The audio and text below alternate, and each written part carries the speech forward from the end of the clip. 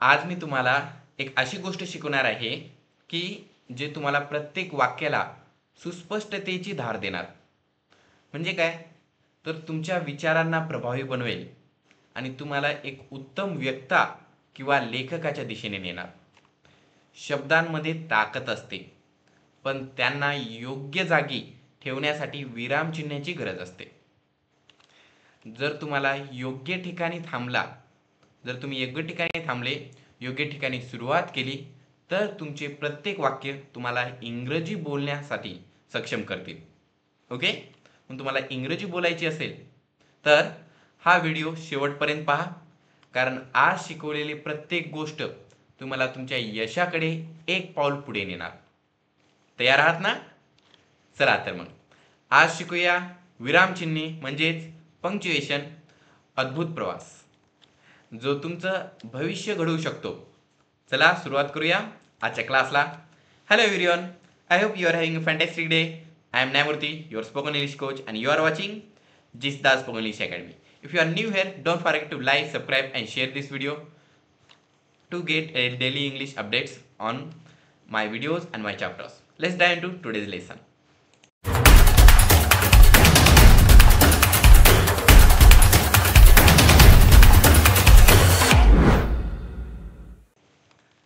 बघा, वेलकम.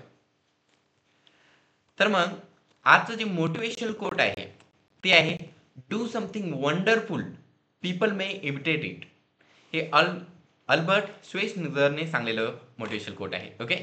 ज्यावेळी मी श्वेसनिगर ऐकतो त्यावेळी श्वेसनिगर आठवत असतो. तो एक बॉडी बिल्डर होता, ऑलिम्पियन मध्ये जिंकलेला.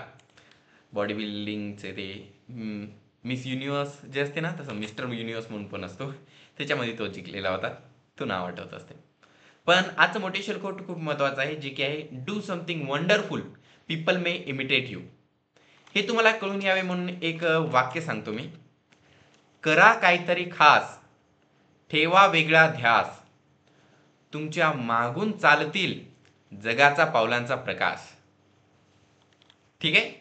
म्हणून असं काय नाही का, तर वेगळं करायचं की दुसरे म्हणले पाहिजे, अरे आपण ज्या मार्गाने जातात ते बरोबर नाही, त्यानं ज्या मार्गाने जाते तो बरोबर आहे, तो खरा आणि तो करेक्ट मार्ग आहे म्हणले पाहिजे.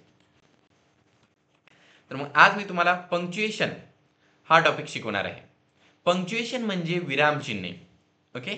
आणि विरामचिन्हे म्हणजे वाक्यांमधील थांबे, जे आपल्याला लेखनाच्या स्पष्टता आणि योग्य अर्थ देतात. तुम्ही बोलताना मी कुठे थांबतो, कुठे बोलतो, कुठे आवाज मोठा करतो, कुठे आवाज छोटा करतो, हे सर्व विरामचिन्हांमुळे असते. विरामचिन्हांचा योग्य वापर केल्यास वाक्याचा अर्थ स्पष्ट होतो आणि वाक्यांना लेखन समजणे हे सोपं होऊन जाते. उदाहरण बघा, आता तुम्हाला जर कोणतं वाक्य थांबवायचं असेल तर तुम्ही काय करता? पूर्ण विराम देता आखरीला शेवटी. स्वल्प विराम दिला तर वाक्यातील घटक वेगवेगळे होतात. ओके. म्हणजे एक गोष्ट असेल त्याला वेगळं करायचं तर स्वल्प विराम देता. त्याच्यानंतर प्रश्नचिन्ह कुठे देता? तर कोणाला प्रश्न विचारायचा असेल तर प्रश्न विचारताना आवाज मोठा असतो, आखरीला आपला आवाज छोटा होत नाही. हो की नाही? फुल स्टॉप असेल तर, पूर्णविराम असेल तर आखरीला आवाज छोटा होतो. हे आपल्याला आहे ना काय सांगतात? विरामचिन्हे सांगत असतात. आणि उदाहरण चिन्ह एक म्हणून असते, जे की उद्गारण चिन्ह, जे भावना व्यक्त करण्यासाठी मदत करत असते. ओके. रेष आणि खाली टिंब हे ध्यानात ठेवा. इंग्रजीमध्ये त्याला एक्सक्लेमेटिव्ह मार्क म्हणतात. हे सर्व काही मी तुम्हाला शिकवणार आहे. म्हणून विरामचिन्हाचा योग्य वापर न केल्यास वाक्याचा अर्थ बदलू शकतो. आणि तो कसा बदलतो हे आपण आहे ना एक जोक बघून समजूया. एक तुम्हाला जोक सांगतो. तयार आहात का? तयार असेल तर टाईप करा, इट्स जोक टाइम, आणि ऐका. अमिताने अमितला एक पत्र लिहिले. एक अमिता नावाची मुलगी होती. ती अमितला एक पत्र लिहिलं, पण तिची मराठी भाषा थोडी कच्ची आहे. तिला मराठीचे विरामचिन्हे कुठे वापरावे ते समजत नाही. त्यामुळे उत्तरातील वाक्याचा अर्थ बदलतो. एक उतारा दिलेला आहे मी, त्याच्यामध्ये ते अमिताने ते उतारा लिहिलेला आहे. त्याचा अर्थ बदलू शकतो, पण तो कसा बदलतो हे आपण या उतारातून बघणार. ओके. बघा.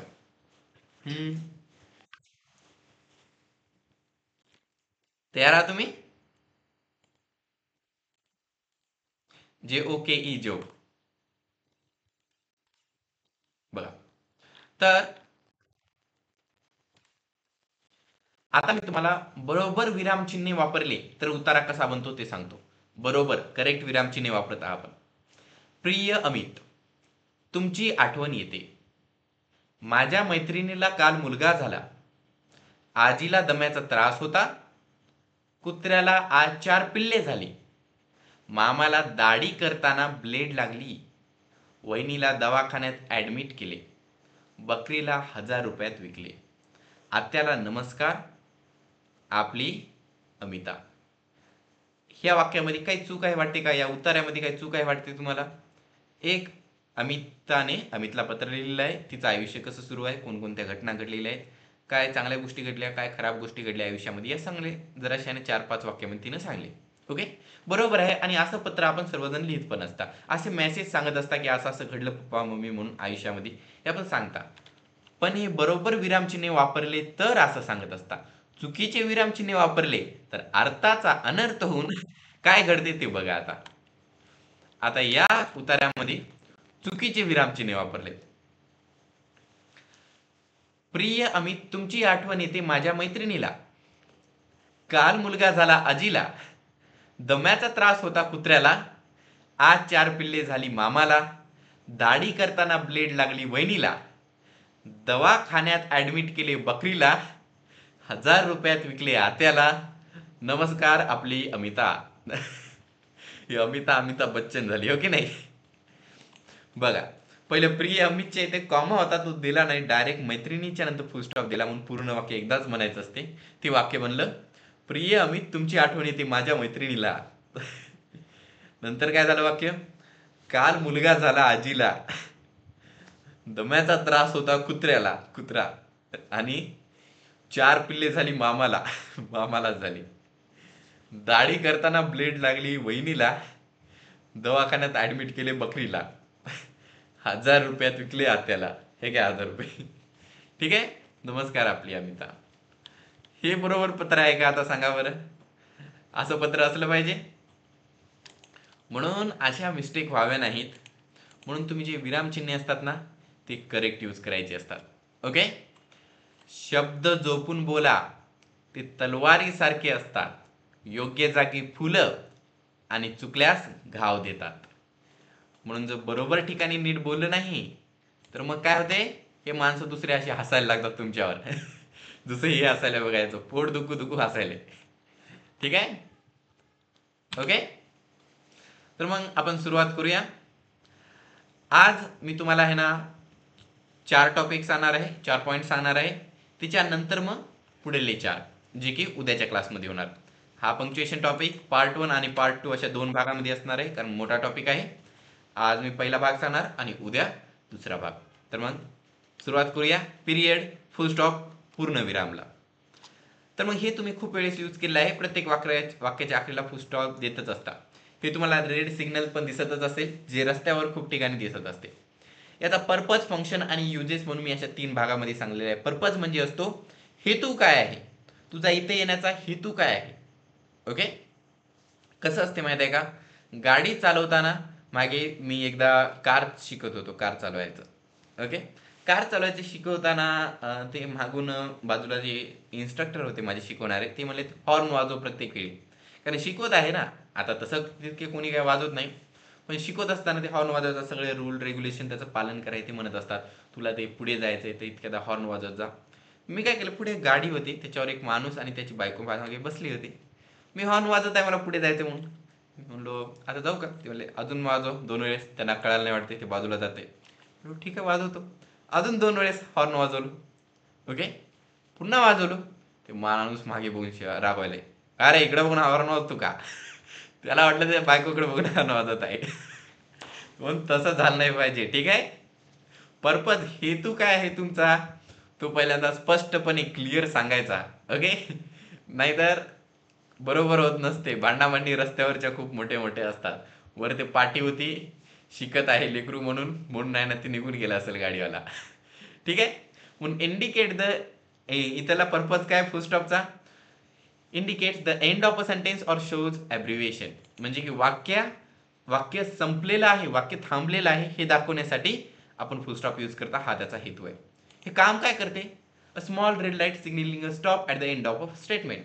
म्हणजे जसं रस्त्यावर आहे ना एक रेड लाईट येते तेव्हा जाऊन आपण तिथे थांबता की नाही, त्या प्रकारे हे आहे. तुम्ही बोलता बोलता वाक्य पूर्ण झालं, वाक्यात तिथं थांबवायचं, हे सांगण्याचं काम असते फुल स्टॉपचं. इथे यूज कुठे कुठे करतात पण? Emphasize the end of a thought or statement. कोणता विचार असेल तो विचार इथे संपलेला आहे हे दाखवण्यासाठी फुल स्टॉप यूज करता. स्टेटमेंट आहे ते दाखवण्यासाठी, ते संपलेलं आहे ते दाखवण्यासाठी यूज करता. आता याच्यासाठी जराशे रूल्स आहेत ते सांगतो मी, बघा. ओके, तर मग डिक्लेरेटिव्ह सेंटेन्स मध्ये यूज करत असतात या फुल स्टॉपला. म्हणजे कसा? तर दिस सेंटेन्सेस मेक अ स्टेटमेंट और एक्सप्रेस अन ओपिनियन. ओके, आता कसं असते, मी ते आहे ना गोष्ट सांगतो, मोटिवेशनल गोष्टी सांगत असतो, तुम्हाला इन्स्पायर करतो, तुम्हाला असं म्हणजे जास्त मेहनत करायची, ताकद करायची. ओके, तुम्हाला मोठा माणूस व्हायचा आहे, असं छोटे छोटे जॉब्स नाही पाहिजेत. मग कोणता मुलगा असा खूप मोठा असा धाडस येते, जातो पप्पाकडे आणि म्हणतो, पप्पा मी काम करणार नाही, मी माझ्या यशाकडे जाणार, मला मोठं व्हायचं आहे, असं तसं म्हणून सांगतो. ओके, म्हणजे काय ते एक्सप्रेस, त्याचं जे ओपिनियन आहे, त्याचं जे म्हणणं आहे ते वडिलांकडे जाऊन एक्सप्रेस करत असतो. ते चांगली पण गोष्ट आहे, ठीक आहे. फक्त ते मम्मीला सांगलेलं कधी चांगलं असते, वडिलांना सांगले की मग काय होते तुम्हालाही माहीतच आहे, हो की नाही. पण बाजूला पडते, मग पुन्हा आपापला अभ्यास करत बसायचं. त्यांना माहीत असते आयुष्याबद्दल जरासं जास्त, फुल स्टॉपावर अंत नसतो, त्याच्यानंतर दुसरं वाक्य पण येत असते. ओके, म्हणून मी तुम्हाला म्हणलेलं आहे ॲब्रिव्हिएशन म्हणून वाक्य एंड होत नाही कधी कधी फुल स्टॉपवरून, पुढे बोलायचं असते, फक्त आपलं वाक्य तिथे जाऊन थांबत असते. मग डिक्लेरेटिव्ह सेंटेन्स पण तसेच असतात. ओके, आपण काय म्हणता, सूर्य कुठून उगवतो? पूर्वेकडून. ओके, पश्चिमेकडून म्हणू नका. कधी कधी ते म्हणत असतं ना, अरे आज सूर्य पश्चिमेकडून उगवला का, यानुसारचे वाक्य. आता मग हे कोणते वाक्य आहेत त्याकडे बघा. आता आपण एक म्हणता सूर्य पूर्वेकडून उगवतो, हे काय एक स्टेटमेंट आहे, एक वाक्य आहे जे की खरं आहे. ओके, अशी जी वाक्य असतात त्यांच्या आखरीला फुल स्टॉप द्यायचा. दुसरं इम्पेरेटिव्ह सेंटेन्स. इम्पेरेटिव्ह सेंटेन्स म्हणजे कसे, कृपया दरवाजा बंद कर, प्लीज क्लोज द डोर. हे वाक्य कसे आहेत, इम्पेरेटिव्ह आहेत. यांच्या सुरुवातीला वर्ब असतो, close the door, come in, आत या, टेक इट, हे घ्या, तिकडे जा, गो देअर, बसा, बी सीटेड, असे वाक्य. ओके, यांना आहे ना इम्पेरेटिव्ह सेंटेन्स म्हणतात आणि यांच्या आखरीला फुल स्टॉप असतो. ही वाक्य पूर्ण झालेली असतात. यांच्यामध्ये आहे ना आपण एक छोटी क्रिया सांगत असतात, ठीक आहे. जास्त काय अति विचार करायचा नाही, जसं आहे तसं करायचं. एक गोष्ट सांगतो, काय झालं माहिती आहे का, इम्पेरेटिव्ह सेंटेन्सवरच आहे. एका शाळेमध्ये गेलो होतो आणि त्या ठिकाणी मी त्यांना सांगलो, इम्पेरेटिव्ह सेंटेन्स मी अशी सांगणार तुम्हाला जे की तुम्ही दररोज यूज करू शकाल. दररोज म्हणजे दैनंदिन आयुष्यामध्ये यूज करू शकणारे असे वाक्य. फॉर एक्झाम्पल, जर तुम्हाला म्हणायचं असेल आत या, तर ते कसं म्हणणार? एका मुलाने हात वर केला, मी म्हणून म्हणलो सांग. तो म्हणला कम इन. व्हेरी गुड, बरोबर आहे, आत या, कम इन. तिकडे जा. तुम्हाला हे तर खूपच सोपं आहे सर. मी म्हणलो कसं? तर मग मला, सर आपण काय करायचं, इकडून तिकडे जायचं आणि तिकडे जाऊन कमी म्हणायचं. आता असे व्हावे नाही म्हणून आता पुढे याच्यावर जाऊया, जे म्हणजे की ॲब्रिव्हिएशन्स. हे काय असतात? तुम्हाला MLA माहिती आहे का? माहिती आहे MLA? MLA जॉब आहे ना, ठीक आहे. मग MLA नाही तर पदवी घ्या, MCA, BA, नाही तर पुरुषाच्या पुढे मिस्टर लावतात, नाहीतर दुसरा देश आहे USA, या सगळ्यांच्या पुढे फुल स्टॉप देत असतात. बघा, डॉक्टर व्हायचे तुम्हाला, DR पुढे फुल स्टॉप, त्याचा अर्थ डॉक्टर असतो. फुल स्टॉप देतात तिथे, डॉक्टर, मिस्टर, MR फुल स्टॉप, USA U.S.A. ओके, मग USA याचा लॉंग फॉर्म असतो ना, DR चा डॉक्टर, MR चा मिस्टर, USA चा युनायटेड स्टेट्स ऑफ अमेरिका, या प्रकारचे वेगवेगळे लॉंग फॉर्म आहेत त्याचे. म्हणून डॉक्टर, DR हे म्हणजे की फुल स्टॉप इथे पण यूज करत असतात आपलं ॲब्रिव्हिएशन्ससाठी, ठीक आहे. जे कॉमन आहेत बरं का, असे कॉमन ॲब्रिव्हिएशनसाठी आपण यूज करत असतात. दुसरं म्हणजे इनडायरेक्ट क्वेश्चनसाठी. आता याच्या नावामध्ये क्वेश्चन म्हणजे प्रश्न आलेला आहे, प्रश्न आपण कधी पण क्वेश्चन मार्कने एंड करत असता, पण मी ते म्हणत आहे फुल स्टॉप आहे. याच्या मागचं एकच कारण आहे, जे म्हणजे की इनडायरेक्ट आहे हा क्वेश्चन. म्हणजे कसं, डायरेक्ट म्हणत नाही. She asked if you are coming, ती म्हणली तू येत आहेस का. ओके, तू येत आहेस का, इथे क्वेश्चन मार्क द्यायचा, आर यू कमिंग, नाही तर तू येत होतास का, वेर यू कमिंग, तू येत होतास का, इथे क्वेश्चन मार्क द्या. पण असा जर इनडायरेक्ट असेल, she asked if you were coming, ती विचारली की तू येत आहे का, तू यायला का, ती विचारली की तू यायला का, मग इथे काय ना, क्वेश्चन मार्क येणार नाही, फुल स्टॉप येणार. ओके, कळालं का? म्हणजे इनडायरेक्ट असेल तर फुल स्टॉप असतो. हे जराशे काहीतरी रूल्स आहेत, हे तुम्हाला कळण्यासाठी मी एक्झाम्पल्स करून घेतो. बघा, एक क्वेश्चन आहे, याच्यापैकी खालच्या ठिकाणी कोणत्या ठिकाणी करेक्ट फुल स्टॉप यूज केलेला आहे आणि बाकीचे 3 इनकरेक्ट आहेत, एकच बरोबर आहे. सांगा बरं. ए आहे वेअर आर यू गोइंग, तू कुठे जात आहेस. बी आहे I will meet you tomorrow, मी तुला उद्या भेटेन. सी आहे वाव दॅट्स अमेझिंग, अरे वा ते किती भारी आहे. आणि सी आहे डी आहे कॅन यू हेल्प मी, तू मला मदत करू शकतोस का. या चार पैकी कोणत्या ना कोणत्या तर एका वाक्यामध्ये चुकीच्या ठिकाणी आहे, नाही कोणत्या ना कोणत्या तर वाक्यामध्ये बरोबर ठिकाणी फुल स्टॉप यूज केला, पूर्णविराम यूज केला आहे बरोबर, बाकीच्या तिघांमध्ये चुकीचा आहे. चौघांमध्ये फुल स्टॉप दिसत आहे तुम्हाला, पण एकाच ठिकाणी बरोबर यूज केलं. पुन्हा वाचतो. ए आहे वेर आर यू गोइंग, तू कुठे जात आहेस. बी आहे I will meet you tomorrow, मी तुला उद्या भेटणार. सी आहे वाव दॅट्स अमेझिंग, अरे वा किती भारी. आणि डी आहे कॅन यू हेल्प मी, तू मला मदत करू शकतो का. कोणता असेल. आपका टाइम अभी शुरू होता है. आपके पास अभी भी 3 लाइफलाइन है. कौन सी यूज करेंगे. ऑडियंस. ओके श्रीमान, ऑडियन्स पोल सुरू किया जाए. तुम्ही सगळेजण आता ऑडियन्सच ना, सांगा पोल तुमचा कोणतं बरोबर असेल.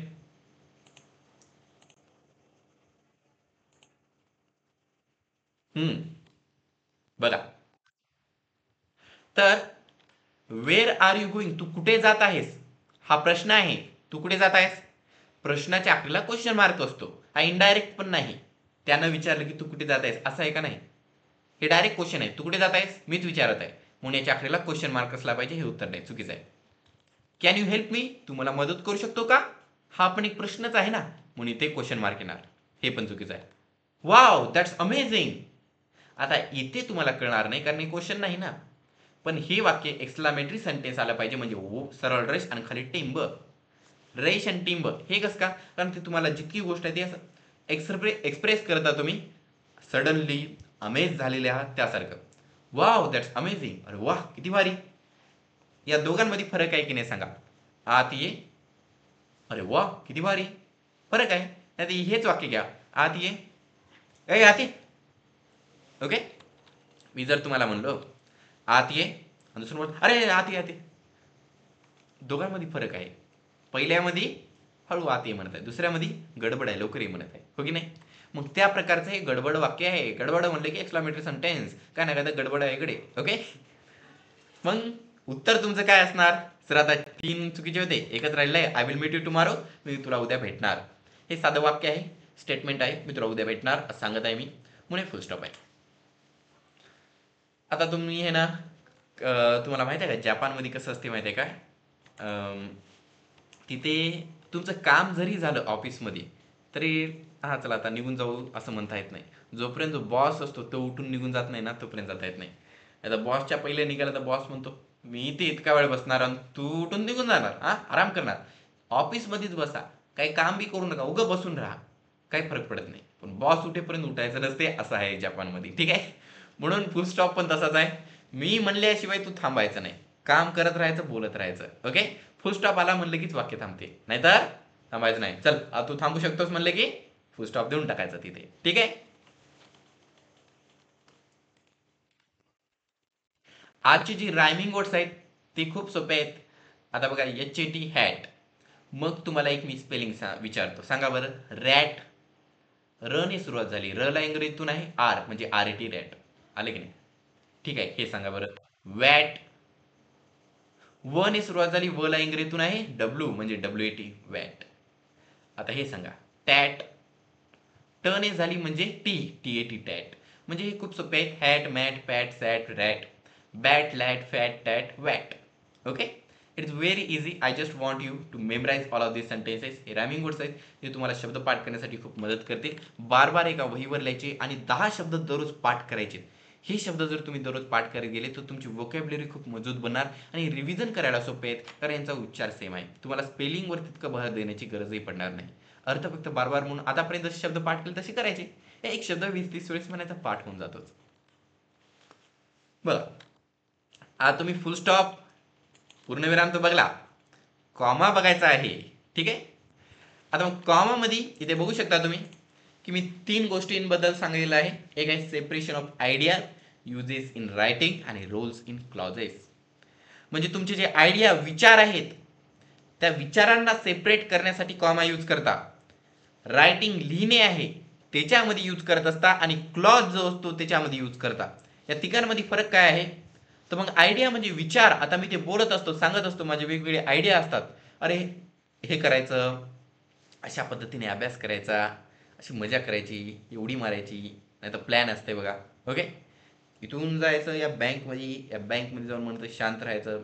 शांत राहिले की मग अचानक बंदूक काढायची, हे काढायची, मनी हाइस्ट, हो की नाही? ते प्लॉट सांगत होतो. पण त्याचा एक आयडियाच होता ना, ज्यानं ते लिहिलेलं आहे ते त्याचा. म्हणजे की यानुसार तुम्हाला एक तुमचा एक आयडिया जी असते, ही एक आयडिया आहे माझा, एक तर नवीन सिम घ्यायची, नाही तर दुसरा आयडिया आहे मोबाईलला ठीक करायचं, नाही तर तिसरा आयडिया आहे काही यूज न करता आपापला अभ्यास करत बसायचं. वेगवेगळे आयडिया आहेत ना, यांना सेपरेट कॉमाने करू शकता तुम्ही आयडिया. दुसरा आहे युजेस इन रायटिंग. ठीक आहे. मग रायटिंगमध्ये कसं, तर नंबर लिहायचे असतील वेगवेगळे, 2 3 4 8 9, ओके, वेगवेगळे लिहायचे तर कॉमाला लिहू शकता. तुम्हाला मार्क किती पडलेले आहेत असे मार्क एका लाईनवर लिहायचे, कॉमाला लिहू शकता. डेट म्हणजे की तारखा लिहायचे आहेत ते पण कॉमाने लिहू शकता. सॅल्युटेशन्स लिहू शकता कॉमाने. ओके. मग त्याच्यानंतर येतो क्लॉज. आता हा महत्वाचा भाग आहे. क्लॉज म्हणजे कसा असतात, त्याच्यात 2 भाग असतात. एक असतो मेन क्लॉज आणि दुसरा असतो एक असतो इंडिपेंडेंट क्लॉज आणि दुसरा असतो सबऑर्डिनेट क्लॉज. आता डिपेंडेंट क्लॉज आणि इंडिपेंडेंट क्लॉज मधला फरक हा आहे की एक आहे मेन क्लॉज. मेन क्लॉज म्हणजे काय असतो, तो मेन असतो. जो आता मेन घरचा माणूस आहे, वडील, त्यांना दुसरं कोणाची गरज पडेल का, तुमची गरज पडेल का, ते म्हणजे की तुमच्याशिवाय ते जगू शकणार नाहीत का? जगू शकतात, कारण ते महत्वाचे मेन माणसं आहेत. पण तुम्ही त्यांच्याशिवाय जगू शकाल का? नाही. ओके. म्हणजे की कसं असते, त्यांची इन्कम आहे ना, त्या पैशाची आपल्याला गरज लागत असते. त्याचनुसार सेम टू सेम वाक्यामध्ये कसं असते, एक वाक्य असते जे स्वतःहून जगू शकते. मी दुकानाला जातो, हे वाक्य. राहुल दुकानाला गेला, हे वाक्य पूर्ण आहे. नंतर काय सांगायची गरज आहे का नाही? मी जर आलो तुमच्याकडे म्हणलो, अय राहुल दुकानाला गेला, काय म्हणायची गरज आहे? नाही. पण जर मी फक्त एवढं आलो आणि एवढंच म्हणलो, आणि चिवडा खाल्ला, आणि चिवडा खाल्ला, सर त्याच्या पहिलं काय ना काय असलं पाहिजे असं वाटेल ना तुम्हाला. म्हणजे फक्त वाक्य राहू शकेल का? नाही. याला म्हणतात सबऑर्डिनेट क्लॉज. मेन क्लॉज म्हणजे ज्याला दुसरं कोणाची गरज नाही. सबऑर्डिनेट क्लॉज म्हणजे वाक्याचा असा भाग ज्याला दुसऱ्या वाक्याची गरज असते त्याचा अर्थ पूर्ण होण्यासाठी. मग याच्यामध्ये तुम्ही कॉमा यूज करत असता सबऑर्डिनेट क्लॉज आणि मेन क्लॉजच्या मध्ये. कॉमाचे मी तुम्हाला जराशे रूल्स सांगतो बघा. Independent clause. An independent clause is a group of words that can stand alone as a sentence when two independent clauses are joined by coordinating conjunction. A comma is placed before the conjunction. Okay. मग इथे जर तुम्हाला 2 independent क्लॉजेसला join करायचं असेल म्हणजे काय, तर मी तुम्हाला आता क्लॉज सांगलो. याच्यामध्ये इंडिपेंडेंट म्हणजे मेन, जो मेन क्लॉज आहे, म्हणजे की असं वाक्य ज्याला दुसरं कोणाची गरज पडणार नाही. ठीक आहे. मी तुम्हाला जराशे एक्झाम्पल देतो, ते मला सांगा तुम्ही.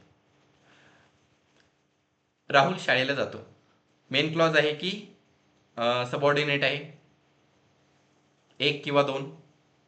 राहुल शाळेला जातो, ही आहे मेन क्लॉज. याला दुसरं कोणाची गरज नाही, याचा अर्थ पूर्ण आहे. ठीक आहे. आता मग दुसरं एक्झाम्पल बघा. आणि हे काय आहे, हे आणि हे काय आहे, पुढे काय ना काय तर असलं पाहिजे, हो की नाही? म्हणजे की या प्रकारचं एक वाक्य असं आहे जे की म्हणजे तुमचे साधे वाक्य, मी जेवण करतो आणि खेळायला जातो. आणि खेळायला जातो म्हणण्याच्या पहिले मी जेवण करतो असलं पाहिजे. म्हणजे मी जेवण करतो, मी नाचतो, मी खेळतो, मी बोलतो, मी शिकवतो. हे वाक्य जे आहेत पूर्ण वाक्य, इंडिपेंडेंट क्लॉज, साधे वाक्य, मेन क्लॉज, ज्यांना एकत्र जर आणलं आपण, असे 2 वाक्य जर एकत्र आणले कशाच्या मदतीने, कोऑर्डिनेटिंग कंजक्शनच्या मदतीने, तर मग आहे ना तुम्हाला कॉमा यूज करता येतो. आता कोऑर्डिनेटिंग कंजक्शन काय आहे त्याच्यासाठी एक ट्रिक सांगतो मी तुम्हाला, फॅन बॉईज म्हणून. FANBOYS, फॅन बॉईज हा शब्द पाठ करून टाका. याच्या मदतीने तुम्ही आहे ना कोऑर्डिनेटिंग कंजक्शन तुम्हाला पाठ होतील. तर स्पेलिंग काय आहे, FANBOYS, फॅन बॉईज.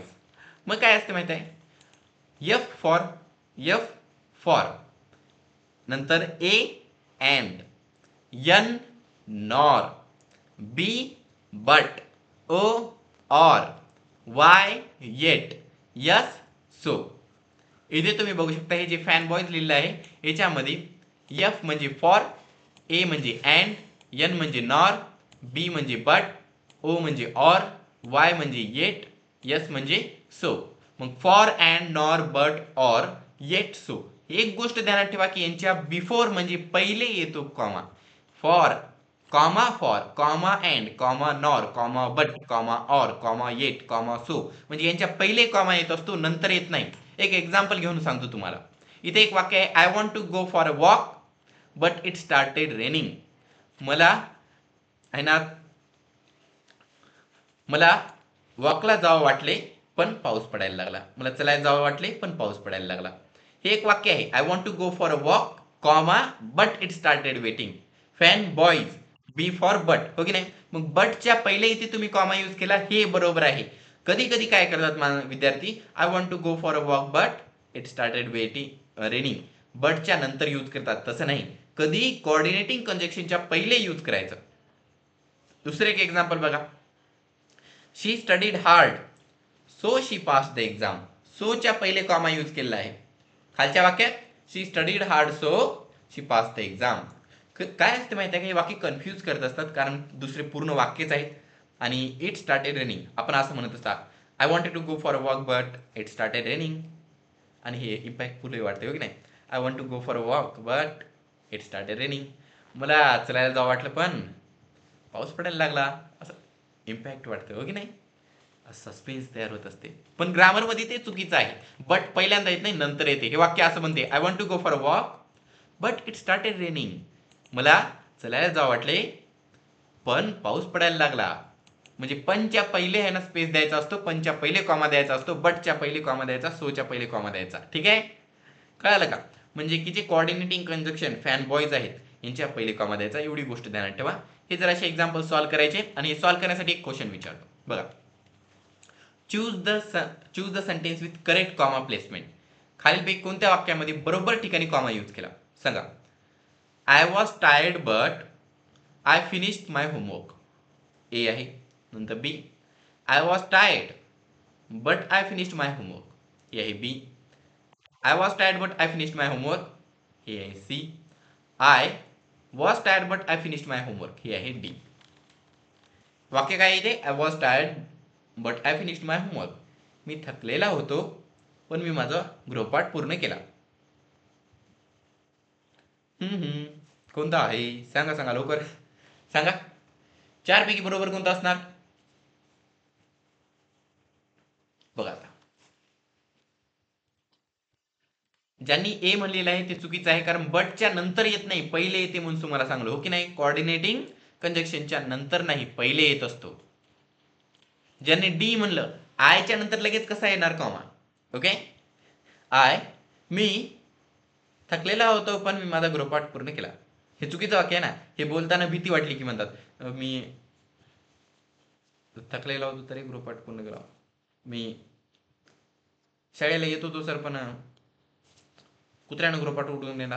असं होते. ओके, मी एवढं म्हणून नाही थांबतात. तुम्हाला कोणाला बोला म्हणलं असं हे मध्ये थांबायचं ते चुकीचं आहे ना. पण फुल स्टॉप कॉमा कुठे द्यायचा नाही. ठीक आहे, ज्या ठिकाणी बरोबर आहे तिथे द्यायचा असतो. नंतर इथे हे बघा, I finished my, I was tired but I finished my homework, हे तर कुठे कॉमाच नाही. कॉमा यूज करा म्हणलेला आहे, म्हणजे सी पण नाही, बी करेक्ट आहे. Okay, I was tired but I finished my homework, I was tired but I finished my homework. तर मग बघा, जर तुम्ही पंक्च्युएशन बरोबर यूज केले नाही तर इंग्रजीच्या वाक्यांचा पण अर्थाचा अनर्थ होत असतो. तुम्हाला जर वाटलं फक्त मराठीमध्ये होते, तसं नाही, इंग्रजीमध्ये पण चुका होत असतात. एक वाक्य आहे, woman without her man is nothing. वाक्य इथलं वाचत आहे मी फक्त. ठीक आहे, माणसाशिवाय बाई काहीच नाही. असं जाऊन मम्मीला म्हणा तुम्हाला दुसऱ्या दिवशी काय 4 दिवस खायला मिळत नाही, पप्पानी म्हणलं म्हणा पप्पालाही मिळत नाही. ठीक आहे, काय वाक्य आहे, woman without her man is nothing. माणसाशिवाय बाई काहीच नाही. का इथे चुकीचे विरामचिन्ह यूज केले. ओके मॅडम, काय चुकीचे विरामचिन्ह यूज केले म्हणून हे चुकीचा अर्थ आहे. बरोबर अर्थ आहे काय ते मी सांगतो आता बघा. वुमन इथे 2 टिंब द्यायचे, याचा अर्थ आहे सेड, म्हणली. विदाउट हर, तिच्याशिवाय, मॅन इज नथिंग. मग हे वाक्य जाऊन सांगा, woman sed without her man is nothing. बाई म्हणाली तिच्याशिवाय माणूस काहीच नाही. असं म्हणलं की जेवायला मिळते. ओके, ठीक आहे, कळालं का? कसं बोलायचं ते कळायला पाहिजे. म्हणून यानुसार आहे ना असे अर्थ बदलू शकतात.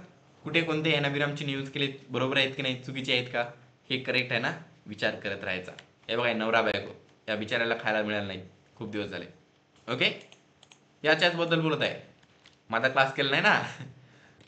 असे कोणी असेल नवरा तर त्यांना पाठवा क्लासमध्ये माझ्या.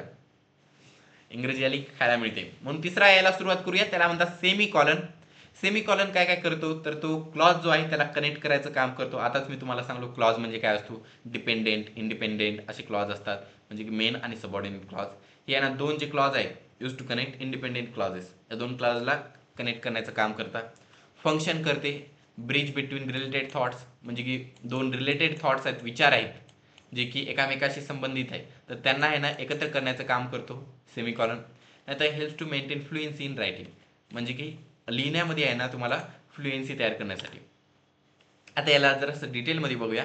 Independent clause both parts of the sentence on either side of the semicolon must be able to stand alone as a complete sentence.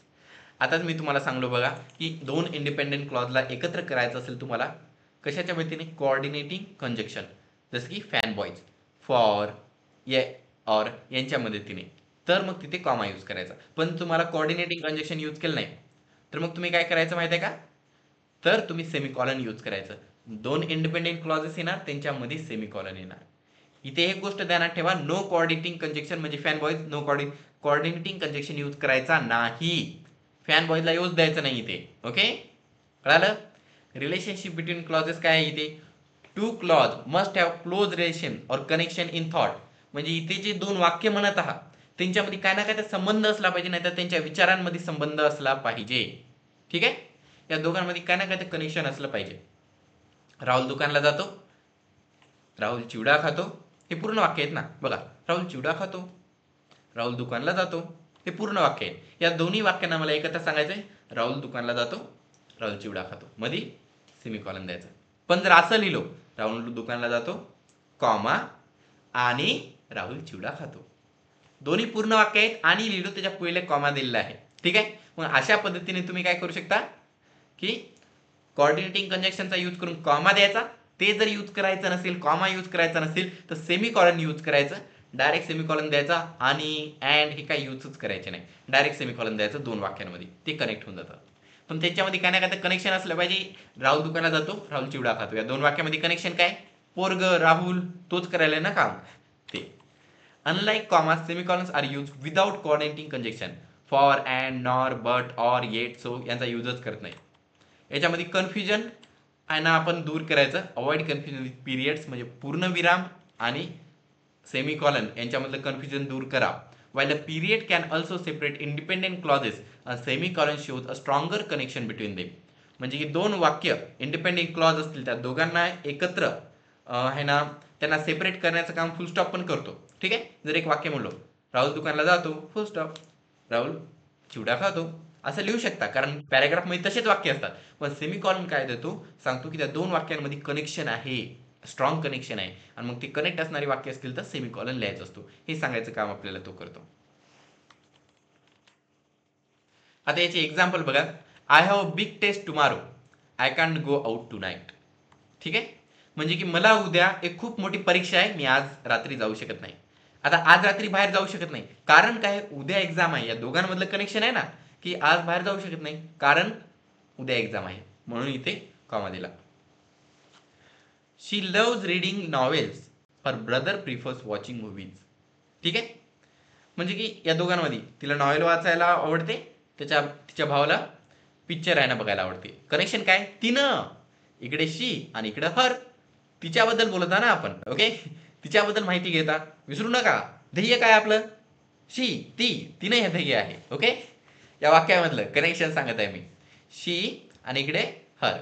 त्याच्यानंतर इनकरेक्ट आता वाक्य कशी असतील हे बघा. याच्यामध्ये I have a big test tomorrow, comma I can't go outside. इथे comma काय स्प्लाइस करत आहे, ते इथे यूज करायचं नाही कारण इथे कोण कोऑर्डिनेटिंग कंजक्शन यूजच केलं नाही कोणता. नंतर I have big test tomorrow, and I can't go out tonight. आता इथे तुम्ही कसं का सेमिकॉलन यूज केलं? अँड यूज केलं आहे ना.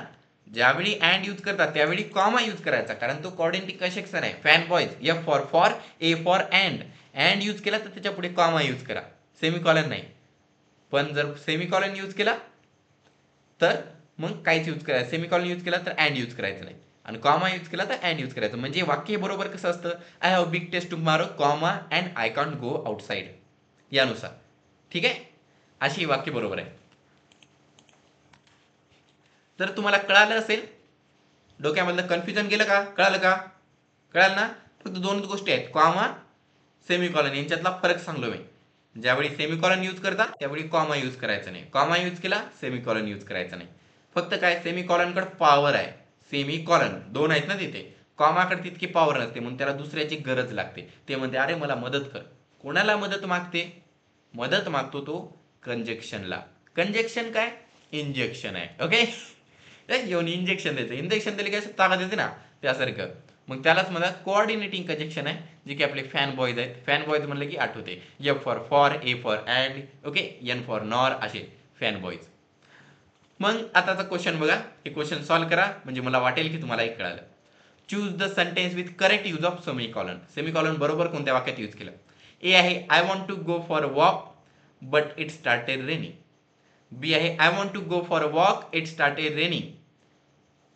सी आहे I want to go for a walk it started raining. आणि डी आहे I want to go for a walk it started raining. तुम्ही वाक्यांना बघलं तरच तुम्हाला कळेल, नाही तर कळणार नाही. छोटे छोटे रायटिंग मधल्या मिस्टेक आहेत, पंक्च्युएशन तेच असतो रायटिंग.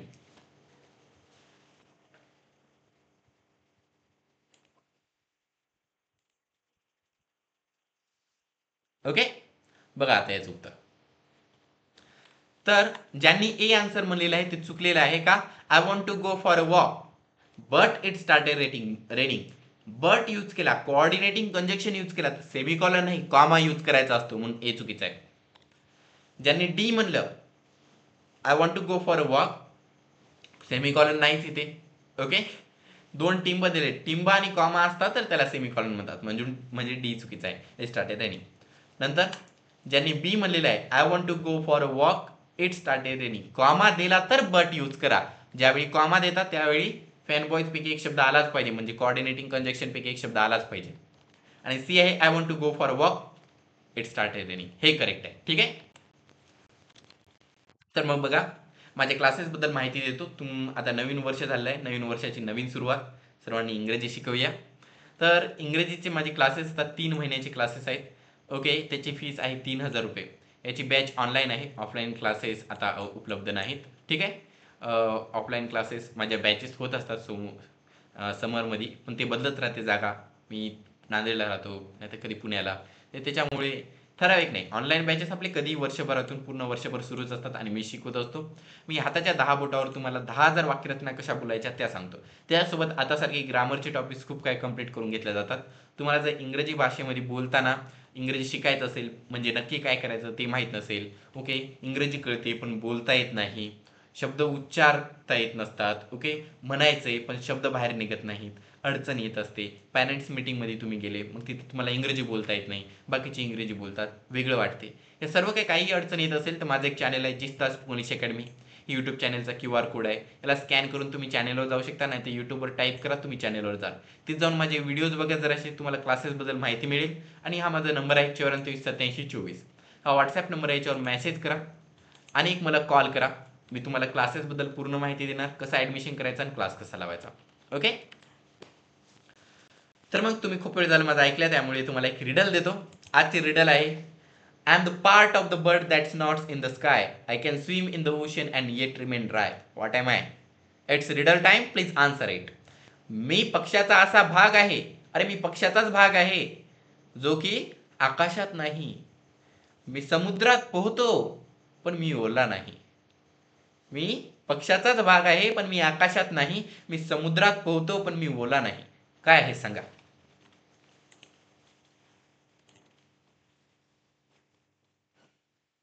ओला, ते म्हणत आहे ते नाही. अजून ट्राय करा, सर्वांनी ट्राय करायचं.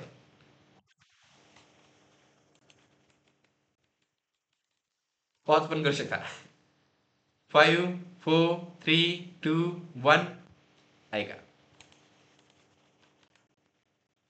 याचं उत्तर आहे I am the bird shadow. मी पक्षाची सावली आहे. तू कसा विसरला मानवा? पक्षाचाच भाग आहे मी सावली. आणि पक्षी जेव्हा उडतो तेव्हा मी समुद्रामध्ये पोहतो. पोहलो तरी मी सावली ओली होत नाही, असं ते सावली म्हणत आहे. ठीक आहे, तर मग सावली हे उत्तर आहे, शॅडो. तर क्वेश्चन मार्क आजचा आताचा लास्टचा आहे टॉपिक, म्हणून ध्यान द्या, पूर्ण ध्यान द्या. क्वेश्चन मार्क म्हणजे प्रश्न विचारणे हे आयुष्यामधलं खूप मोठी गोष्ट आहे. ज्यांना ज्यांना झोप येत आहे, ज्यांना ज्यांना आळस येत आहे, ज्यांना ज्यांना वाटत आहे की अरे आता राहू द्या, इंग्रजी अवघड आहे, त्यांनी याच्यावर ध्यान द्या. कारण तुम्हाला खूप सोपं पण वाटणार आणि हे खूप महत्त्वाचं पण आहे. ठीक आहे, कारण आयुष्याकडे बघा, तुम्हाला जे पण गोष्टी पाहिजेत, तुम्हाला IAS व्हायचं आहे, तुम्हाला डॉक्टर व्हायचं आहे, तुम्हाला इंजिनियर व्हायचं आहे, तुम्ही IAS व्हायचं आहे, तुम्हाला इंटरव्ह्यू असणार आहे, डॉक्टर व्हायचं आहे, ओके, गव्हर्नमेंट जॉब लागेल. पण जर तुम्हाला चांगले पैसे कमवायचे तर हॉस्पिटलमध्ये इंटरव्ह्यू असतात तुमचे. तुम्हाला इंजिनियर व्हायचं आहे, इंजिनियर झाले तुम्हाला कंपनीमध्ये इंटरव्ह्यू असते, कोणतीही जॉब घ्या तुम्ही. लॉयर व्हायचं आहे, तुम्हाला तिथे प्रश्न विचारावे लागतात. प्रत्येक ठिकाणी तुम्हाला प्रश्न विचारले जातात, नाही तर तुम्हाला विचारावं लागतात, त्याची उत्तरं द्यावं लागत असतात, हो की नाही? मग प्रश्न, क्वेश्चन मार्क हा तुमच्या आयुष्यामधला खूप मोठा भाग आहे. असं कधी म्हणायचं नाही अरे काय प्रश्न विचारत आहे, तो खूप महत्त्वाचा भाग आहे. प्रश्न तुम्हाला विचारता आले पाहिजे आणि प्रश्न विचारले तर उत्तर देता आलं पाहिजे, म्हणजे तुम्हाला तुमच्या आयुष्याचे प्रश्नाचे उत्तर देता येतील. म्हणून या टॉपिकला सुरुवात करू. याच्यामध्ये 3 भाग आहेत महत्त्वाचे. एक म्हणजे इंट्रॅगेटिव्ह पंक्च्युएशन. इंट्रॅगेटिव्ह ज्यावेळी म्हणाल, शब्द पाट्यात करून टाका. स्पेलिंग आहे एंटर आणि त्याला गेटिव्ह, इंटरॉगेटिव्ह. मग INTERROGATIVE इंट्रॅगेटिव्ह, नाहीतर INTERROGATIVE इंट्रॅगेटिव्ह. ओके, मग इंट्रॅगेटिव्ह म्हणलं की ते क्वेश्चन, एवढं ध्यानात ठेवा. इंट्रॅगेटिव्ह क्वेश्चन, इंट्रॅगेटिव्ह क्वेश्चन. क्वेश्चन म्हणजे तुम्हाला माहितच आहे, प्रश्न म्हणायची गरजही पडणार नाही, म्हणून इंट्रॅगेटिव्ह क्वेश्चन एवढं म्हणा. सेम टू सेम असतो. हे काय करते, तुम्हाला एक क्वेश्चन नाही तर प्रश्न विचारण्यासाठी दर्शवत असते. क्वेश्चन आहे म्हणजे एक प्रश्न आहे कडे, एवढं ध्यानात ठेवायचं. The punctuation form of raising eyebrows inquiring, म्हणजे मला माहित नाही पण ते द रॉक माहित आहे का तुम्हाला? तर WWE मधला आहे बघा. ओके, मी जेव्हा शाळेत होतो ना तेव्हा मोठे मोठे पोस्टर मिळायचे ते WWEचे. ते बोलवत होते, द रॉकचा इतका मोठा पोस्टर होता, ते पॅडवर लावायचा. मला लई आवडत होतं ते. कसं का मला आता माहित नाही, त्यावेळी इतकं आवडायचं. मी घेतलं होतं इतकं मोठं पोस्टर शाळेमध्ये. इथं माझ्या शाळेच्या बाजूला ते विकायचं. त्याचा बिझनेस किती चांगला झाला. मला वाटायला आता तेच बिझनेस लावायला पाहिजे होता. ओके, शिकवणं सोडून पैसाही मिळाला असता. इतकं मोठं ते पोस्टर होतं, ते त्यानं आयब्रो असा वर नेते बघा, मला करता येत नाही. ते हे सांगत आहे, प्रश्न विचारणं काय म्हणत आहे तू असं. ठीक आहे, हे काय एक क्युरिओसिटी सांगत असते की अरे याला काहीतरी प्रश्न आहे, क्युरिओसिटी आहे आणि तुम्ही काय ना काहीतरी विचारता हे दाखवण्यासाठी. मग क्वेश्चन, प्रश्न पण वेगवेगळ्या प्रकारचे असतात बरं का. आणि कुठं क्वेश्चन मार्क यूज करायचा आणि कुठे नाही याच्यावर तुमचा मार्क डिपेंड असतो. बघा, एक असतो डायरेक्ट क्वेश्चन, म्हणजे डायरेक्ट विचारणं. मीटिंग कधी आहे, प्रश्न आहे ना. What is the time of what time is the meeting, कोणत्या वेळी मीटिंग आहे, प्रश्न आहे डायरेक्ट. नंतर इनडायरेक्ट क्वेश्चन. आता इनडायरेक्ट क्वेश्चन मध्ये do not question mark use करायचा नाही. She asked me what time the meeting was, ती मला विचारली कोणत्या वेळी प्रश्न मीटिंग होती. ओके, मीटिंग कोणत्या वेळी आहे, क्वेश्चन आहे, डायरेक्ट क्वेश्चन मार्क द्यायचा. पण ती मला विचारली कोणत्या वेळी मीटिंग होती, फुल स्टॉप द्यायचा. विचारत आहे का आता, नाही, आपण फक्त सांगायला अरे ती विचारली होती कोणत्या वेळी मीटिंग होती सारखं, मग ते फुल स्टॉप आहे. ठीक आहे. त्यानंतर पोलाइट रिक्वेस्ट, म्हणजे की कन्फ्यूज होऊ शकते बरं का. आता पोलाइट रिक्वेस्ट कधी कधी कसं बघा, आता एक वाक्य आहे इथे तुम्ही स्क्रीनवर बघा, would you please close the door, तू कृपया दरवाजा बंद करशील का. हे वाक्य आता तुम्हाला प्रश्न विचारल्याने वाटते का, नाही. पण तू दरवाजा बंद करू शकतोस का, हे प्रश्न आहे. Can you close the door, इथे क्वेश्चन मार्क द्यायचा. Can you close the door, question mark द्या का. हे डायरेक्ट क्वेश्चन आहे, प्रश्न आहे. दरवाजा बंद करू शकतो का, यासारखा. पण असा जर असेल, तू कृपया दरवाजा बंद करशील, हे साधं वाक्य आहे, म्हणून यांना फुल स्टॉप द्यायचा. वाक्य तेच आहे, दरवाजा बंद कर म्हणून आपण सांगत आहात, नाही तर विचारत आहात. ओके, विचारणंच काम आहे. वूड सुरुवातीला आला ना, क्वेश्चनचाच भाग आहे. तुम्हाला शिकवलो 1 2 1 2 3 2 1 2 1 3, हे 2 1 आहे. वूड यू नाही तर कॅन यू. मॉडेल ॲक्झरी सुरुवातीलाच आला, पण पहिल्या वाक्याच्या आखरीला फुल स्टॉप आहे, दुसऱ्या वाक्याच्या आखरीला क्वेश्चन मार्क आहे. कारण पहिलं वाक्य कसं आहे, पोलाइट आहे, प्रश्नासारखं नाही, साधं वाक्य आहे. तू कृपया दरवाजा बंद करशील का? फुल स्टॉप. तू दरवाजा बंद करू शकतो का? Question mark. ठीक आहे. त्यानंतर असतात रेटोरिकल क्वेश्चन्स, म्हणजे की असे कोणाला चांगली गोष्ट आवडत नाही हे मी विचारत आहे का? तुला चांगली गोष्ट आवडत नाही का? Okay. Who doesn't love a good story? मी म्हणजे की कोणाला चांगली गोष्ट आवडत नाही, तुम्हाला विचार येते का? कोणाला चांगली गोष्ट आवडत नाही? नाही, तसं विचारत नाही. हे फक्त एक असा प्रश्न आहे जे उत्तर द्यायची गरज नाही. हे एक स्टेटमेंट, वाक्य आहे. मी सांगत आहे कोणाला चांगली गोष्ट आवडत नाही, इथे क्वेश्चन मार्क द्यायचा, पण प्रश्न नाही. ठीक आहे. याला रेटोरिकल क्वेश्चन्स म्हणतात. आणि 5वा भाग आहे टॅग एक्झाम्पल्स. जसं की बघा, question mark is used at the end of a tag question. Tag question कसा असतो? You are coming to the party, aren't you? Question tag माहिती आहे ना? हां. तर मग क्वेश्चन टॅग ज्यावेळी तुम्ही करता त्यावेळी अखेरला क्वेश्चन मार्क द्यायचा असतो. हे क्वेश्चन टॅग टॉपिक मी तुम्हाला पुन्हा एकदा शिकवणार, शिकवल्यानंतर तुम्हाला कळून येईल. ओके. फक्त एवढं ध्यानात ठेवा, क्वेश्चन टॅग करा म्हणलं की अखेरला क्वेश्चन मार्क असतो. ठीक आहे. मग एक्झाम्पल याचे, direct question, where are you going? तू कुठे जात आहेस? क्वेश्चन मार्क दिला. ठीक आहे. इनडायरेक्ट क्वेश्चन जर आहे, I asked him where he was going. मी त्याला विचारलो ते कुठे जात होता. ठीक आहे. मग इथे फुल स्टॉप दिला का? हे इनडायरेक्ट आहे. Direct question question mark, indirect असेल तर full stop. Polite request, would you mind helping me with this? तुम्हाला याच्यासोबत मदत करशील का? ओके. करशील का म्हणून प्रश्नच आहे, पण आपण पोलाइटली बोलत आहात म्हणून हे प्रश्न पण नाही. ठीक आहे. म्हणून इथे फुल स्टॉप आला. त्याच्यानंतर you enjoyed the movie didn't you? हे क्वेश्चन टॅग आहे म्हणून क्वेश्चन मार्क दिला. ठीक आहे. आता चुकीचं कसं होऊ शकते? I asked him where he was going. मी त्याला विचारलो ते कुठे जात आहे. ओके. आता इथे काय आहे माहिती आहे का? I asked him where he was going हे काय आहे? कोणतं वाक्य आहे? इथे क्वेश्चन मार्क आला नाही पाहिजे, फुल स्टॉप आला पाहिजे. इनडायरेक्ट आहे ना. Would you mind helping me with this? आता इथे क्वेश्चन मार्क दिला, पण पोलाइट बोलत आहे माणूस, एवढं पोलाइटली बोलत आहे. Would you mind helping me with this असं म्हणून शांतपणे बोलत आहे. याला क्वेश्चन मार्क द्यायचा का? फुल स्टॉप द्यायचा, शांत करायचं. जे माणूस आहे ना असं लई तनतन करते ना पोरग, ओके. वर्गात कसं असते, एक कोणतं पोरग तनतन केलं, प्रशांत केलं की मग त्याला उठवतात आणि चला आता काम करायला लागतात. म्हणजे शांत बसून राहते, नीट बोलते. ठीक आहे सर, सर हे करू शकतो का? ठीक आहे, शांत बसून. ओके. अशा पद्धतीने जे तनतन तनतन करतात ना, परेशान करतात, ते अजून काम लावायचे. मला परेशान करतो काय, फटून कर काम म्हणतात. मग ते काय क्वेश्चन मार्कचं काम आहे. क्वेश्चन मार्क म्हणजे काम एक्स्ट्राचं. म्हणून जे असे डायरेक्ट असतात, नाहीतर असे मोठे असतात, मोठ्या कामाच्या गोष्टी, ते क्वेश्चन मार्क असतात. आणि जे असे शांत पोलाइटली राहतात ना, त्यांना फुल स्टॉप देऊन टाकायचं, त्याला आपापलं सोडून टाकायचं, क्वेश्चन मार्कमध्ये घ्यायचं नाही. ठीक आहे. मग कोणतंही असू दे वाक्य, पोलाइटली बोललं म्हणजे एक फुल स्टॉप असतो. एक क्वेश्चन विचारतो तुम्हाला, बघा. ए आहे, कोणता याच्यामध्ये क्वेश्चन मार्क बरोबर दिला ते सांगायचंय. खाली 4 ऑप्शन आहेत. ए आहे, she asked if you were coming. ती विचारली की तू येत आहे का? Where are you going? तू कुठे जात आहेस? Would you please pass the salt? तू कृपया मीठ इकडे देशील का? He wanted to know why you left. त्याला विचारायचं होतं की तू का गेला. सांगा. 5 4 3 2 1 1 2 3 4 5. सांगा सांगा.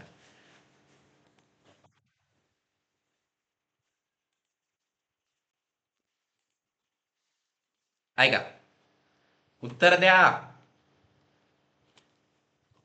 ऐका, she asked if you were coming. ती विचारली की तू येत आहेस का? इनडायरेक्ट आहे. डायरेक्ट असेल तर मग क्वेश्चन मार्क द्यायचा. ठीक आहे, म्हणून ए आन्सर नाही. नंतर he wanted to know why you left, हे पण आहे ना, इनडायरेक्ट आहे म्हणून इथे फुल स्टॉप आला पाहिजे. डायरेक्ट असेल तरच क्वेश्चन मार्क द्या. Would you please pass the salt, हे प्रश्न आहे, डायरेक्ट आहे पण पोलाइट आहे. पोलाइट असेल तर फुल स्टॉप द्यायचा, क्वेश्चन मार्क नाही. म्हणून सी पण आन्सर नाही. बी आन्सर आहे, वेर आर यू गोईंग? तू कुठे चालला? हे डायरेक्ट प्रश्न आहे ना. पोलाइटली म्हणत आहे का, अरे प्लीज सांगशील का तू कुठे जातेस? नाही. अय कुठे चालला, हे प्रश्न आहे डायरेक्ट.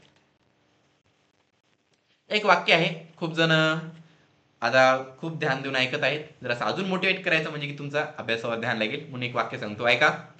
लागलेली भूक, फाटलेला खिसा, तुटलेले मन आणि मिळालेली वागणूक आयुष्यात जगण्याची कला शिकवते. भूक लागली लागली असेल कधी, मग त्यावेळी अन्नाची किंमत कळाली. फाटलेला खिसा, खिसा फाटलेला असला त्यावेळी मग तुम्हाला पैशाची किंमत कळाली. ओके. त्यावेळी कळाली इज्जतीची किंमत. मम्मी तुम्हाला किती मदत करत असते. त्यावेळी खिशाची पण किंमत कळाली, काही टाकली अरे लगेच खालून पडालं. तुटलेलं मन, मन तुटलेलं असलं की मग तुम्हाला कळालं मनाची किंमत, प्रेमाची किंमत. ओके. तुम्ही काही काम करत असाल, खूप काही मेहनतीने ते कोणतं काम केलं, पप्पाला जाऊन सांगलं, पप्पा हे बघा हे केलो मी, आणि पप्पा मला हा ठीक आहे ठीक आहे निघून गेलं. तसं काय बघले नाही. त्यावेळी तुम्हाला मनाची किंमत कळाली, प्रेमाची किंमत कळाली, की कारण तुमचं मन तुटलं होतं की मी एवढ्या आनंदाने जाऊन सांगलो, पप्पा बघले नाही, कारण ते कामामध्ये होते. मग तशाच प्रकारे त्यांनी इतकं काम करतात, आपल्यासाठी इतकी मेहनत करत असतात, आणि आपण असं करत बसता. ओके.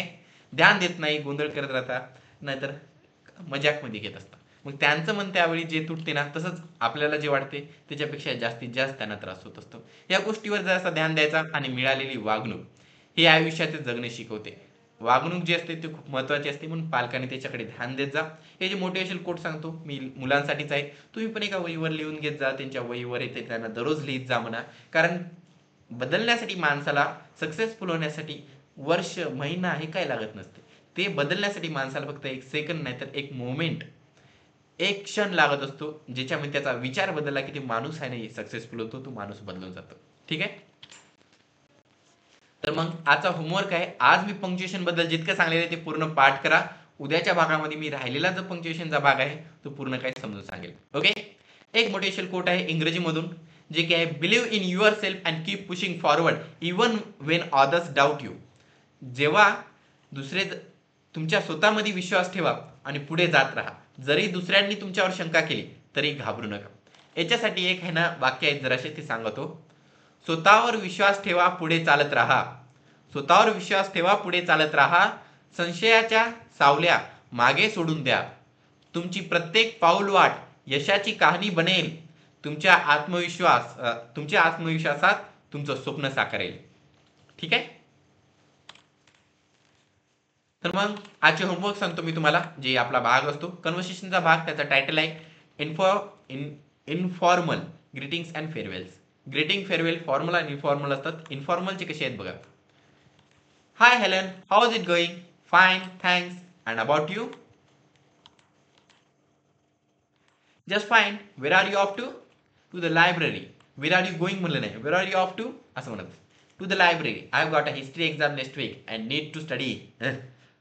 काय करावं, हिस्ट्रीची एक्झाम आली असं म्हणाले. आपण म्हणतो ना, कोणी जर विचारलं कुठे चालला तू, अरे लायब्ररीला चाललो, काय करावं पुढच्या आठवड्यात हिस्ट्रीची एक्झाम आहे, असं ते ते ते खावे. ओके.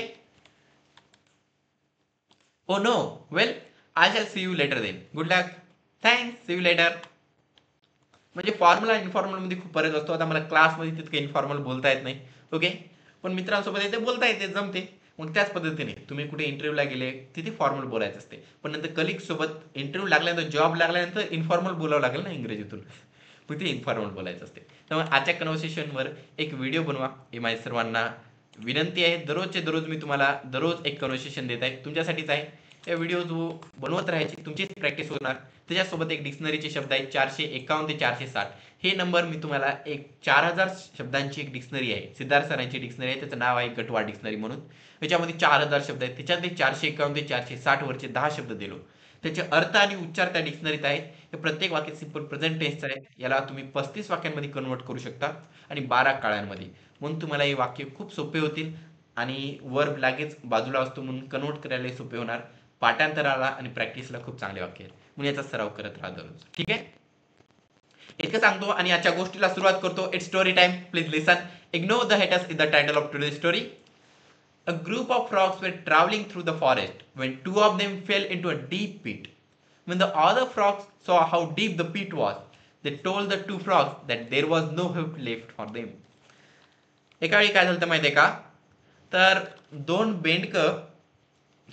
एक बेंडकाचा ग्रुप होता, तो आहे ना जात होता रस्त्याने. जाता जाता काय झालं, दोन बेंडकं एका खड्ड्यामध्ये पडले. बाकीच्या बेंडकांनी बघलं तर काय, इतका मोठा खड्डा होता. ओके. आणि असा खोल खड्डा होता. त्या बाकीच्या बेंडकांनी म्हणले, जाऊ दे रे, हे येऊ शकणार तू, आता जाय पड खाली तिथंच, तू आहे आता बाहेर येऊ शकणार असं म्हणलं. म्हणजे विचार करायचा की असं खूप मोठा असा हे आहे. तुम्ही कधी ते डॅमचा व्हिडिओ बघला का, ते डॅम असा मोठाच्या मोठा असते, खालीपर्यंत कोणता माणूस पडला की बाहेर निघायचा असं म्हणता, ते त्या प्रकारचा. ओके. बेंडकांसाठी लांबच्या लांब खाली. However, the two frogs ignore their comrades and proceed to try to jump out of the pit. However, despite their efforts, the group of frogs at the top of the pit were still saying that they should just give up as they would never make it out. ते दोन बेंडकं म्हणले, अरे बाबा तू म्हणला मला, ठीक आहे ठीक आहे ठीक आहे, तू म्हणला ना आता बाहेर येऊ नको, ठीक आहे मी मध्येच पडतो आणि मरतो, असं म्हणतील का? नाही ना भाऊ, कोणाला मरा वाटते, सगळ्यांना जगा वाटते. त्या दोघांनी काय ऐकलं नाही काय नाही, ते इग्नोर केलं आणि वर उडी मारायला लागले, जोराने उडी मारायला लागले. खूप मेहनत केली, पण कितीही मेहनत करून कितीही प्रयत्न करून त्यांच्याने होऊ शकले नाही, ते त्या खड्ड्याच्या बाहेर येऊच शकले नाही. आणि त्यांचं ते प्रयत्न बघून पण बाकीच्यांना मग ते जे विश्वास आलता ते अजून त्यांचा मजबूत झाला की आता कधी बाहेर येऊ शकणार नाहीत. एक त्यांच्या ते आता कधी बाहेर येऊ शकणार नाहीत असं त्यांना विश्वास आला. Eventually one of the frogs took heed of what the other were saying and he gave up, jumping even deeper to his death. The other frog continued to jump as hard as he could. Once again, the group of frogs yelled at him to stop the pain and to just die. खड्ड्यातून बाहेर येणं काय सोपं नसते. आपल्याला TV कार्टूनमध्ये असते दिसते तसं नाही. जमीन असते त्याच्यावर येताना हाताला लागते, इकडे तिकडं दुसरीकडे लागते. बाकीचे बेंडकं म्हणले, अरे बाहेर येऊन काय करणार, तुमच्या हाताला लागलेलंच आहे, बाहेर येऊन जगू बी शकणार नाही तुम्ही, इतका त्रास का करून घ्यायचा, खाली पड आता, ओके राहू दे. एक त्यांच्यामधला एका जे बेंडूक होता त्यानं विचार केला आणि म्हणले की हो रे बाप, इतकी मी मेहनत करत आहे पण आता बाहेर येऊ शकत नाही वाटते, इतकं मेहनत करून काय फायदा नाही. म्हणून तो खाली अजून सोडून दिला, अजून खाली पडला, जोराने पडून त्याचा मृत्यू झाला. दुसरा जो बेंडूक होता तो तसा नव्हता, तो माझ्यासारखा होता. जस्ट की तो अजून मेहनत करायची, मला ते म्हणला हार मानायची नाही. तो अजून मेहनत करायला लागला पण बाहेर काही आला नाही. उडी मारायला त्याला त्रास होत आहे, ओके, हातापायाला त्याच्या लागत आहे, बेंडकाचे छोटे छोटे असे हातापाय. He ignored them and jumped even harder, finally made it out. When he got out, the other frog said, "Did you not hear us?" The frog explained to them that he was deaf and that he thought they were encouraging him the entire time. दुसरा frog जो होता, दुसरा जो बेंडूक होता, त्याने त्याला ignore केला आणि उडी अजून मारायला लागला. जरा अंतर वर येत येत येत अखेरला तो त्या खड्ड्याच्या बाहेर निघाला. दुसऱ्यांनी त्याच्याकडे गेला आणि म्हणले की तू मला ऐकला नाहीस का, इतकी मेहनत करावं लागली, इतका वेळ तुला इतका त्रास झाला, तू ऐकला नाहीस का, इतकं तुला तडपावं लागलं नसतं. त्या दुसऱ्याने म्हणलं, अरे असं का, तुम्ही येऊन नका म्हणत होते का, ते मला दूरचं ऐकू येत नाही, तुमच्याकडे बघायलो मला वाटलं हार मानाव, तुमच्याकडे बघलो तर तुम्ही वरून मला वाटले की ये ये म्हणता, म्हणून मी अजून प्रयत्न केलो, पुन्हा हार माना वाटलं, तुमच्याकडे बघलो मला वाटलं तुम्ही ये ये म्हणता, मी अजून प्रयत्न केलो आणि आलो, मला वाटलं तुम्ही मला एनकरेज करता, प्रोत्साहन देता. ठीक आहे. म्हणून असं असते आयुष्यामध्ये, फक्त दुसरे जर निगेटिव्ह बोलत असेल तरी त्याला पॉझिटिव्ह करून घ्यायचं. ओके, कोणी म्हणत असेल ते तुझ्यानं होत नाही, ओके, इंग्रजी बोलणं होत नाही, आपण म्हणायचं अरे हो बरोबर आहे, इंग्रजी बोलणं नाही, माझ्याने बोलणं, लिहिणं आणि भाषण करणं सगळं काय जमेल, एवढंसं काम करायचं काय, बरोबर म्हणला सगळे तू, असं म्हणायचं. ठीक आहे. कोणी जर म्हणलं अरे नाही नाही ते तुझ्यानं जॉब लागत नाही, तुला गव्हर्नमेंट जॉब लागू शकत नाही, आपण म्हणायचं अरे हा हे बरोबर आहे, मी जास्त अभ्यास करतो, गव्हर्नमेंट जॉब नाही. आपण क्लास 1 जॉब घ्यायची, ठीक आहे, मोठी जॉब घ्यायची, गव्हर्नमेंट जॉब असली तर काय पॉवर असली पाहिजे आपल्याकडे, फक्त सिक्युरिटी घेऊन काय करावे. धन्यवाद, बरोबर म्हणला. पॉझिटिव्ह बघायचं कधी बी. ठीक आहे. त्यांना जर 1 लाख रुपये मिळू शकणार म्हणलं तर हा बरोबर आहे, 1 लाख नाही, आपण 1 करोड कमवणार. वरचा म्हणजे की मला काय म्हणायचं आहे की डायलॉगच मारायचे नाही, आपण मेहनत पण करायची. तुम्ही जसं मी वाक्य सांगायचं, दररोज अभ्यास करायचा. खूप जण तुमच्या पी करतात म्हणूनच मी सांगत असतो, नाही तर सांगायला मला काही तितका वेळ आहे असं काही नाही, आपला वेळ तुम्ही बघू शकता. फक्त तुम्ही एक काम करा ज्याच्याने तुम्हाला आणि मला दोघांना खूप मदत मिळणार. माझे 2 चॅनल आहेत, एक न्यायमूर्ती सर आणि दुसरा जिस्तास कोमलिश अकॅडमी. या दोन्ही चॅनलला लाईक करा, सबस्क्राईब करा आणि शेअर करा. इतकं सांगून आजचा क्लास येथेच थांबवतो. Thank for attending today's class. See you in the next class. Bye. Have a nice day. Good morning, good afternoon, good evening, good night. Bye.